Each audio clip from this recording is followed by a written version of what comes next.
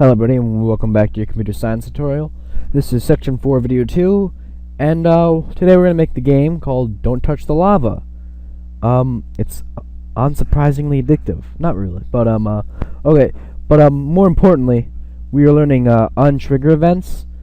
An on trigger event is basically an event that allows you to enter an area that would normally like have a collider in it, so you couldn't enter it, but this time you can enter it. And because you can enter it, you can do a lot of cool stuff. So the first thing we have is I made this little pit right here. And what we're going to do is we're going to put a cylinder inside of it. 3D object. We get a... we want a capsule. Makes no difference. We have our cylinder. Maybe it does make a difference. I don't know. Yeah, they still use a capsule collider, so it doesn't make a difference.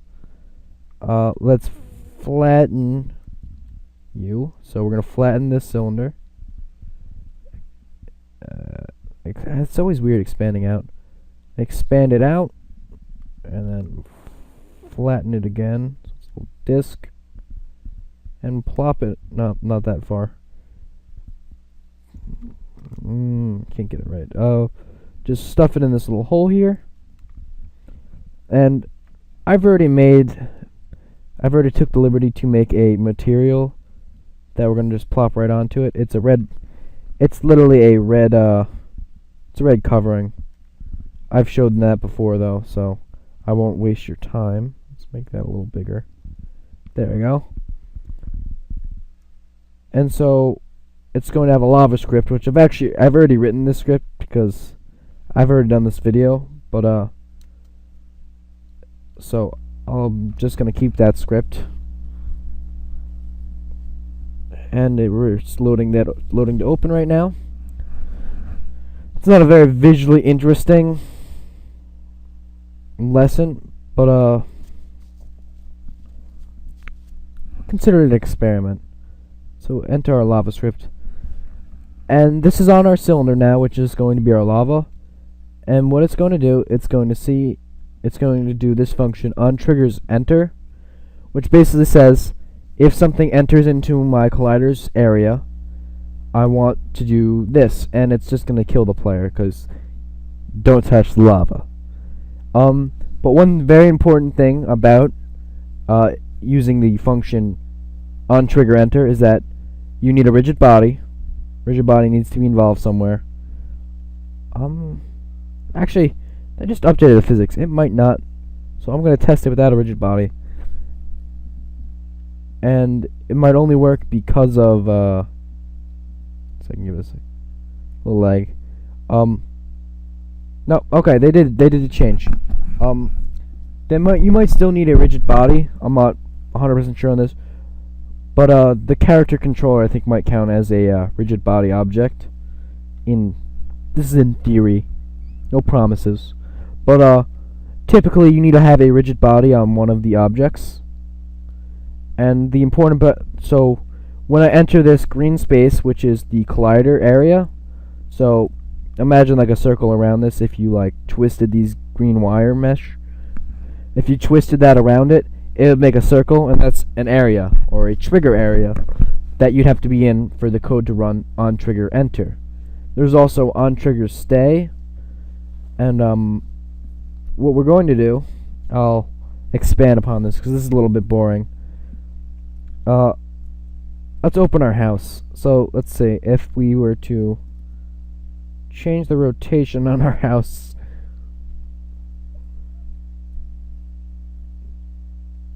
maybe we'll just do like, nope, that's not gonna work. What we need to do is we'll just say it's gonna it's gonna just pull this cube out. We're gonna make a little Zelda. If you ever played the game Zelda, what they used to have is they would have, if I get a cube, they'd have a cube basically.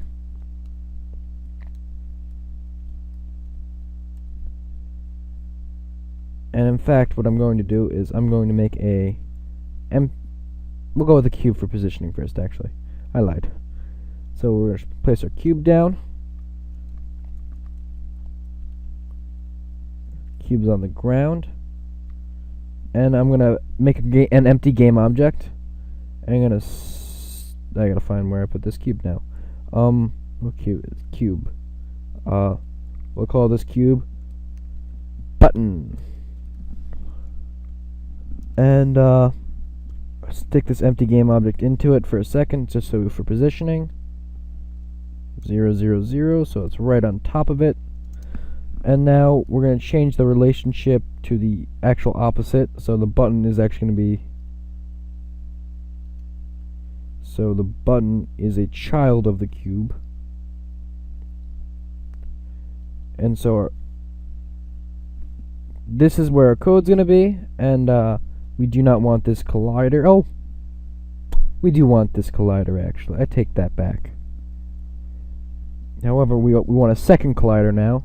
So a cube collider should be a collider, box collider. Silly me.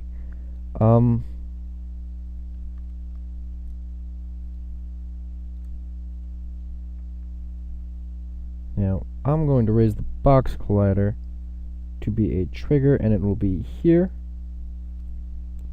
And our button we're going to lower.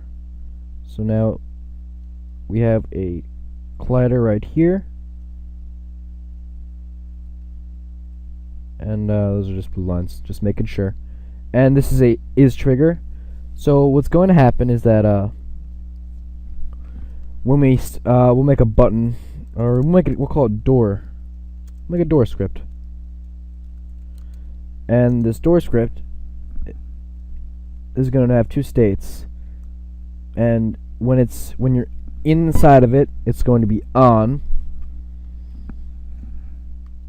And when it's on, we're going to move this cube right in front of me. And we're going to move this cube forward so you can get out. We're going to use translate, I believe, but we'll see. Okay, so the first things first, we need a reference to our cube, which will be our door.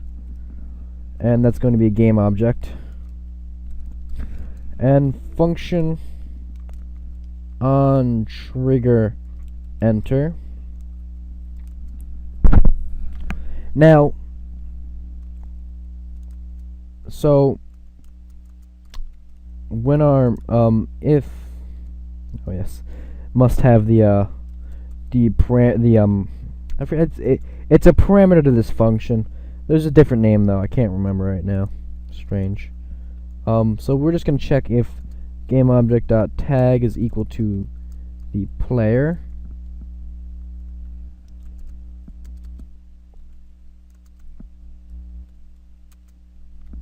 And if this GameObject if the object is, and we're gonna make our button just go down so it looks like you like drop into it. Variable cube, or no, not cube, button. This is as GameObject2. And so if you're a player, we want to, and you entered it to the door dot transform dot use translate. We have to translate it out relative to, I'm gonna use this one, relative to where it is. So we're going to translate it. I don't know what direction we're going in. So we're going to actually make a direction variable with respect to the house. The house object, yes. And we'll just close that. And we also want our button to it's just gonna go down to say that we landed on it. And then we need our button dot transform dot position dot x, or not x, dot y. We're just gonna minus minus equal 0.5, and then we need a second function to say when you leave the button. So on trigger exit collider, start naming your when you get into it, you'll name your parameters either smart or dumb. I tend to choose dumb names like coal or like object, just vague, but name them whatever. And just to check if it's a player that's exiting, then door.transform.translate. We're going to translate it in the negative direction. I'm pretty sure, I'm 100% sure if I can do that, but we'll see. And then button.transform.position.y plus equals 0.5, because that's what we originally changed it by. And we need this house variable.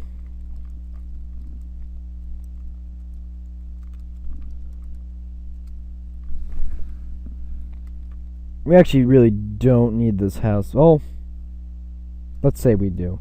Let's say we do. And let's see. I'm not sure if you could just do negative direction with respect to the translate function.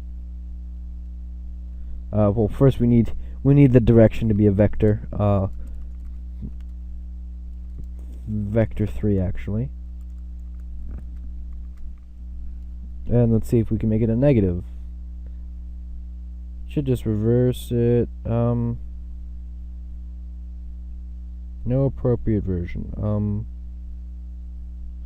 Well, you know what? I don't think we'll need this house. One second, let me just check. Okay. Translation. See, my fear is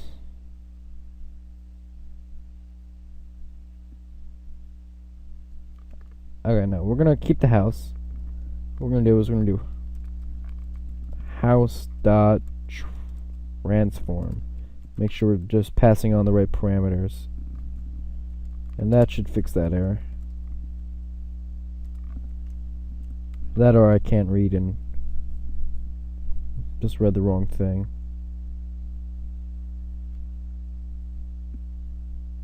And should have just jammed up there for a second.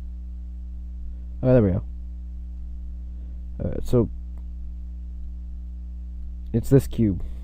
Remember that. So let's go to our game object.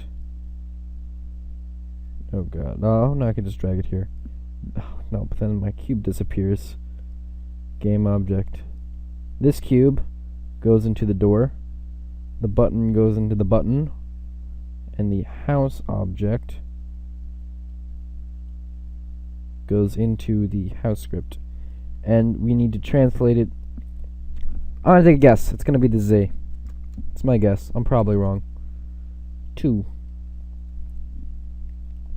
And if we run this,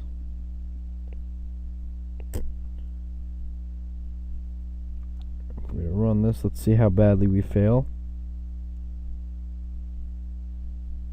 There we go. It's a little stiff.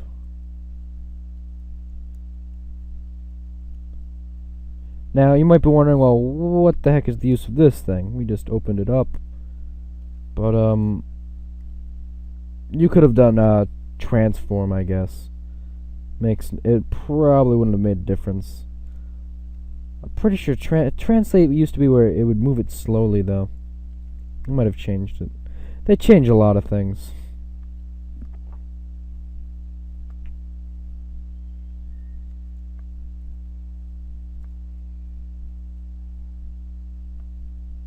Boom. So that's your door script. So, yeah. I'll see you guys next time. Oh, actually, before, you might be wondering, well, what's the use of being able to do this Well, there's actually a lot of uses. One being is that you could add these buttons to make like a maze, and instead of having it instantaneously transform back, you could make a timer and make it transform slowly back, so they have to solve the maze after clicking a button fast enough, which is interesting. It just adds depth to your game. And they're also, it's more in how you use them. This is one way. You could use them as an active moving object that has these game objects. But it's a useful function, it really is. Because collision doesn't encompass all that happens in a game. It doesn't. So see you guys next time.